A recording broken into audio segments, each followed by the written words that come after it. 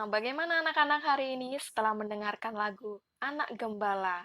Anak-anak merasa senang atau tidak? Nah, anak-anak tahu tidak apa sih pesan yang dapat kita ambil dari lagu tentang anak gembala? Nah, anak gembala ini mengisahkan tentang seorang anak gembala di desa atau di kampung yang selalu ceria ketika bekerja, membantu orang tuanya, makan hewan ternaknya. Apakah di sini anak-anak mempunyai hewan ternak juga? Nah, oleh karena itu, lingkungan alam yang subur dan hijau, si anak gembala dapat memberi makan hewan ternaknya dengan baik. Sejak kecil, anak gembala ini sudah belajar menjadi orang yang bertanggung jawab dalam pekerjaan yang dipercayakan orang tuanya. Nah, itulah yang dapat kita ambil dari lagu Anak Gembala, ya. Ketika kita diberi tanggung jawab oleh orang tua, kita harus mengerjakannya dengan baik dan penuh tanggung jawab. Anak-anak yang terkasih, coba sekarang perhatikan gambar berikut. Nah, gambar berikut ini melukiskan gambar yang ada di sebuah pedesaan. Biasanya, di pedesaan memiliki alam, daratan, atau pemandangan yang subur. Nah, biasanya di pedesaan orang-orang memiliki pekerjaan yaitu sebagai petani yang menghasilkan banyak panenan. Nah, masyarakat di desa pada umumnya lebih hidup sederhana dan mereka memiliki sikap yang ramah sehingga dalam hidupnya cenderung santai dan kurang terbiasa menghadapi tantangan hidup. Nah, gambar yang kedua ini adalah gambar yang ada di perkotaan. Nah, pemandangan kota yang padat penduduk dipenuhi oleh gedung-gedung pencakar langit.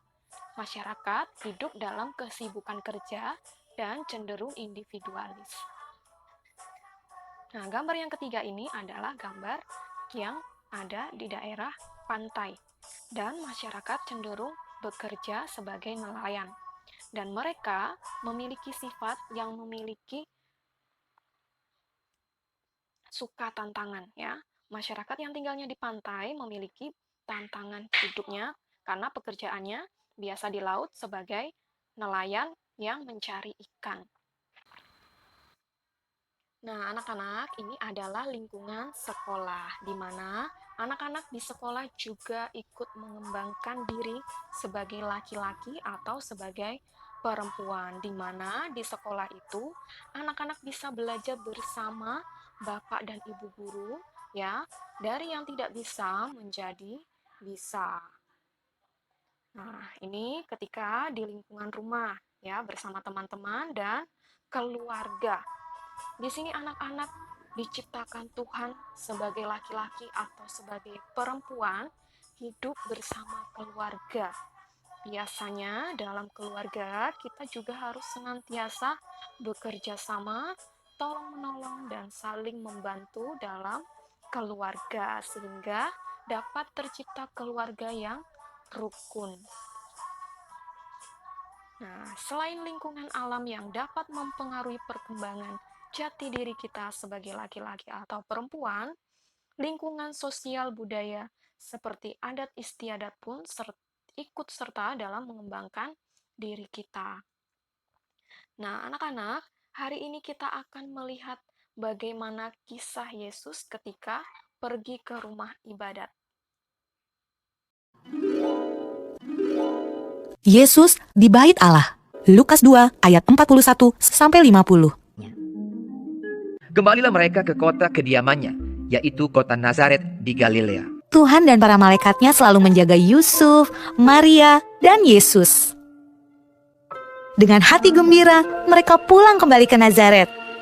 Menurutmu, bagaimana perasaan Yusuf dan Maria? Puji Tuhan. Akhirnya, aman untuk pulang ke rumah. Anak itu bertambah besar dan menjadi kuat, penuh hikmat dan kasih karunia Allah ada padanya.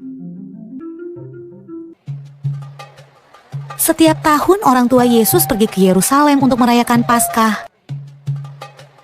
Ketika Yesus berumur 12 tahun, mereka pergi ke Yerusalem seperti biasa.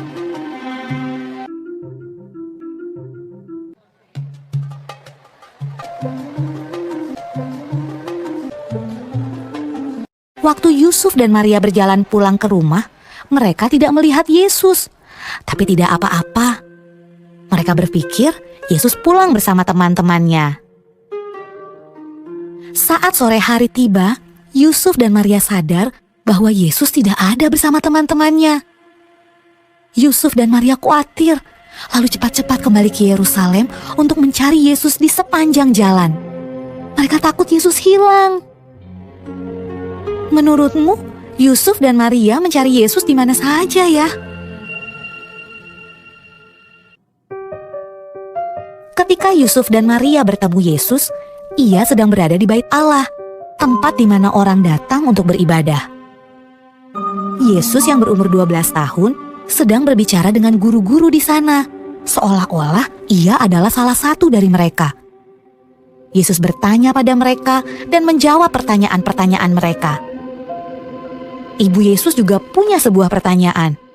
Anakku, kenapa kamu tidak ikut pulang? Kami khawatir sekali.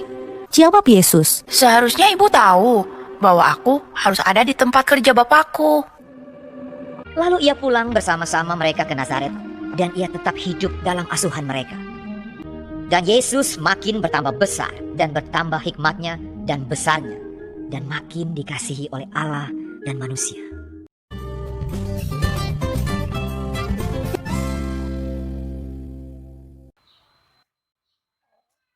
Anak-anak yang terkasih, setelah kita melihat kisah Yesus yang pergi ke rumah ibadat bersama kedua orang tuanya pada usia 12 tahun, ya, mereka pergi ke bait Allah.